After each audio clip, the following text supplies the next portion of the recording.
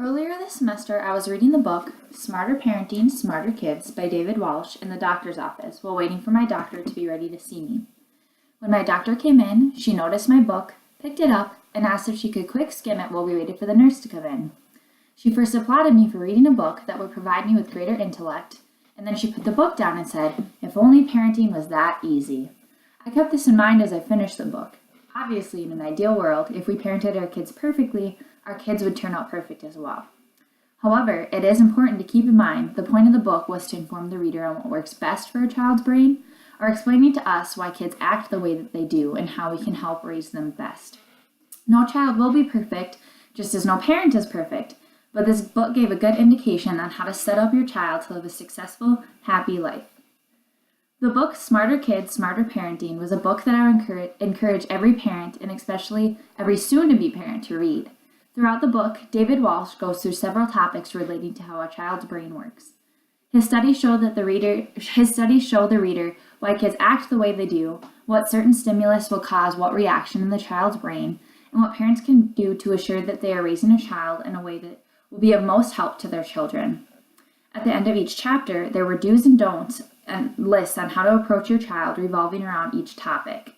There was also a little checklist or places to write where parents could write about what they wish to do better or what they are doing good on. And I think this was a good way to help keep parents in check on how they can better themselves to help better their children. A few of the main subjects of this book were as following: why exercise is critical in the brain, why children need play, and what foods are best for brain development, how stress affects the brain, what happens to the brain when you sleep, and what are the differences between boy and girl brains. These chapters stood out most to me because they discuss what fosters brain development, and I learned things that I didn't know before, such as how important it is that children have recess throughout the day for physical, social, and mental health. Certain foods can actually slow down the brain processes, and healthy foods can fuel the brain, helping kids foster knowledge and think better. The brain actually retains information you learn throughout the day or recalls previous knowledge while you sleep. Stress in mass amounts is bad, however, the stress hormones in our brains are actually beneficial when it comes to quick response or retention. Boys and girls have a different balance of hormones, which causes us to react differently to physical touch or in emotional circumstances. Girls also tend to mature faster than boys, thus their brain develops much faster. This book was based on scientific facts through careful research of brain activity and brain development. The results found are considerably accurate as it was based on facts. There was one experiment within the book that I found really interesting, and I wanted to share that in this video. It showed the research on why it is important to teach your children self-discipline. So the author, David Walsh, set up an experiment where he left 4-year-old children alone in a room with a marshmallow for 15 minutes. The children were told if they went the whole 15 minutes without eating the marshmallow, that they would get a second marshmallow. They followed each children throughout the stages of their lives after this experiment and found that the kids that ate the marshmallows before the 15 minutes were up actually ended up in trouble with the law, unemployed, or just not as with it as the kids that actually stayed and didn't eat the marshmallow throughout the experiment. And those kids that didn't eat the marshmallow actually ended up, with higher jobs, going to college. And this just really showed me how critical it is to have self-discipline and the power to say no, and how to teach your child that at a young age so that they grow up understanding that. And it's just kind of a step-by-step thing that just helps you overall in your life. And this is just so interesting to me, how critical that it is to teach your kids at such a young age.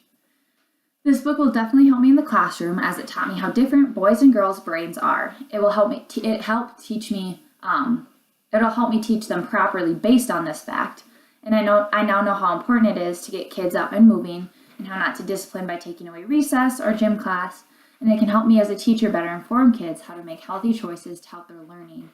There is also a chapter in this book that related to how to teach children the best and smartest ways to use technology and how to be a good digital citizen, which is very important just because of this increasingly technological, whatever the word would be, technology world that we live in now. And especially just as I continue to teach, it's only going to get more and more prevalent in the classroom and in the children's lives. I will also remember how a child's memory and attention span works. There are 6 memory strategies that I'd like to remember, which are rehearsal, organizing things into categories, retrieval, study time, and elaboration, and study techniques. It's also crazy how much emotions can affect memories, and so that just affects a child's working memory, long-term and short-term memory. All in all, this book was extremely helpful for me as a future teacher and hopefully a future parent, and just taught me so much on how to foster a child's brain development.